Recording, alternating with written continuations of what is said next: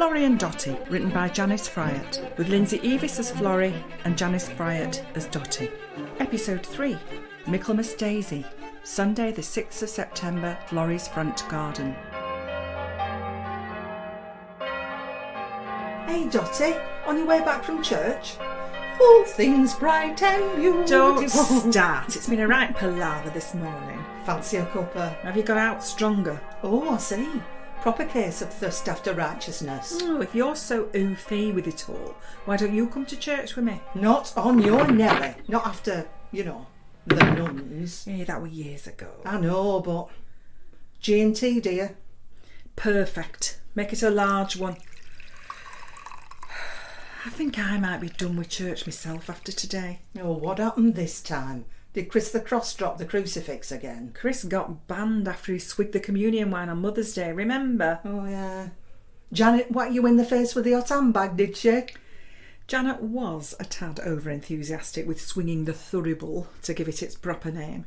Added too much incense as usual, nearly choked to death in the choir stalls. I thought singing were banned now since the Rona. Yeah, but we sit up there anyway.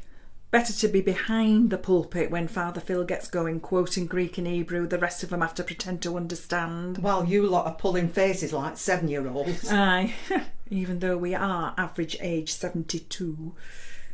Ted the tenor keeps checking his watch because he's put his roast in. And Ed the organ checks his grinder account on his phone.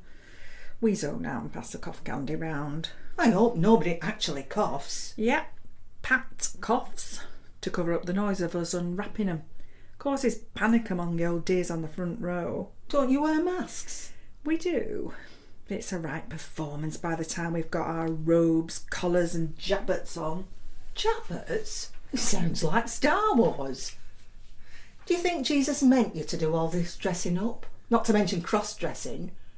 I mean, he just wandered round in sandals and an old sheep banging on about loving thy neighbour. Well, it's symbolic, innit? I don't get it either. I just go there for the singing and the boozy afternoon teas, but today I just about lost my rag. Well, go on. Well, before we went in, Will the warden was going on about last week's car boot sale and we'd made £368.29p. I said, fantastic, will we donate it to the local food bank? And he said, no, we'll be able to buy that fancy Christmas altar cloth I've had my eye on. What?